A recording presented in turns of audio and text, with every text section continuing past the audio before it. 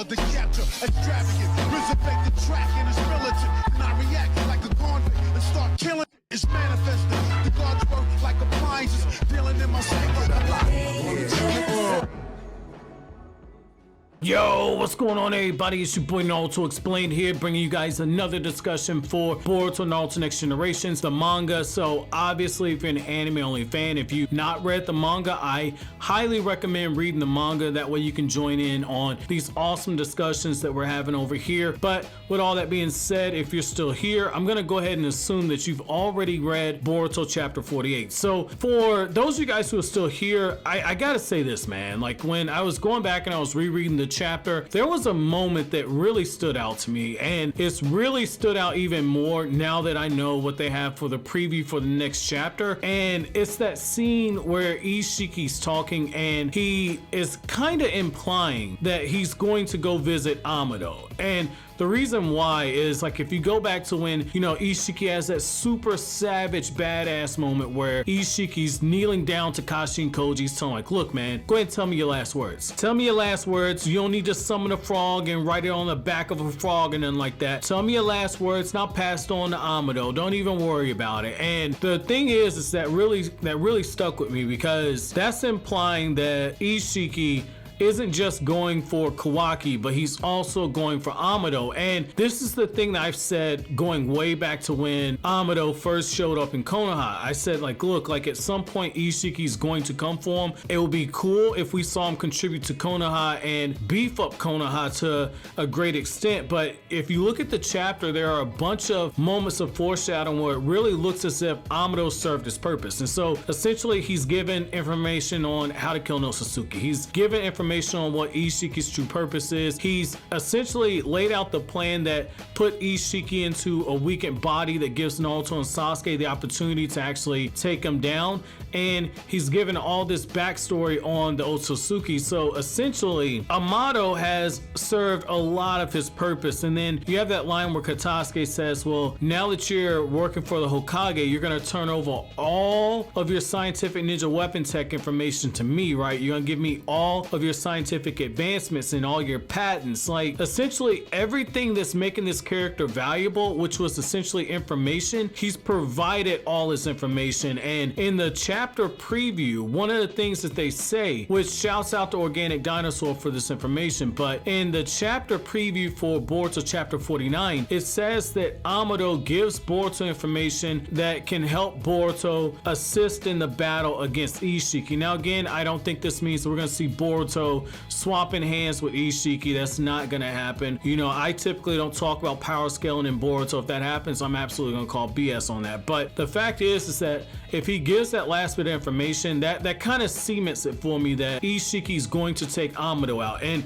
it really makes a lot of sense. If you go back to the 4th Great Ninja War, one of the very first things that Amado and Obito did once they got the Ten Tails and they got it under control is they went straight for Shinobi HQ. They went ahead, they fired off all those BG bombs, they did all the things for distractions to conceal their real intent, you know, which in the 48 Laws of Power, one of the things it tells you is to be a master of chaos, because when everyone's always reacting to what you're doing and when everybody's on a panic, it's easier to maneuver people into position where you want them. And that's what Madara did, and I think that's what Isshiki did. So Madara obviously blew up Shinobi HQ, and that allowed the alliance temporarily to be set back. And so when you look at Isshiki, by coming into Konoha, if one of the first things he does once he gets an opportunity to do so is actually take out Isshiki, that essentially keeps Konoha from having a huge source of information. It also allows him to get rid of a traitor. It allows him to tie up loose ends. Essentially, he's going to get rid of Amado. He's probably going to get rid of Kashin Koji at some point, but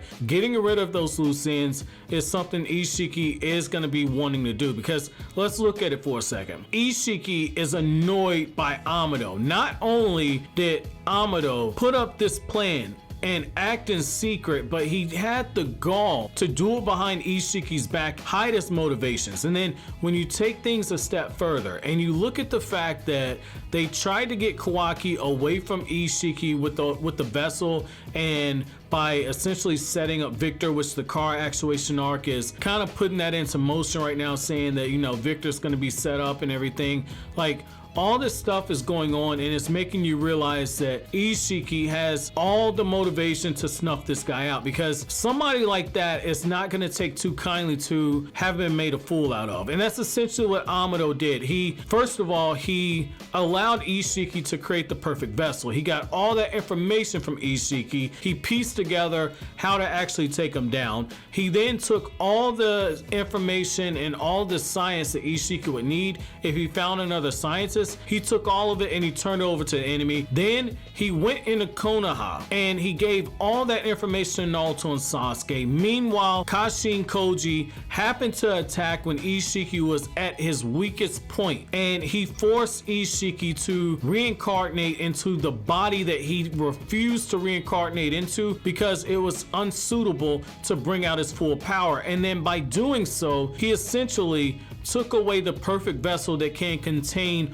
all of his powers. So essentially, when you look at all that, every step of the way, while Isshiki was playing checkers, Amado was playing chess. Now, what we're gonna find out is that Isshiki, once he realized that Amado was playing chess, Ishiki's playing three-dimensional chess on him. So it's one of those things. I think that, you know, like you look at the mafia movies and everything, you know, eventually once the snitch gets caught, the snitch usually gets dealt with. I think that this is the same thing, kind of like how Michael Corleone looked over and said, I always knew it was you, Fredo. This is gonna be the same thing right here. I think that Kashin Koji and Amado are gonna serve that role as being Fredo, but I think that we're gonna get a moment where Ishiki's gonna show up behind Amado. He's gonna be drinking his wine glass, and then he's probably gonna snuff this guy out, especially once Boruto starts using the information that Amado gives him, information that Ishiki's gonna know only Amado knows that can actually harm him. I think that that's gonna be the severing point. However, I wanna know from you guys, what are you guys' opinions on this? What are you guys' opinions on this? Let me know down in the comment section below. But as always, guys, if you like anything I had to say, don't forget to comment, rate, subscribe, and share.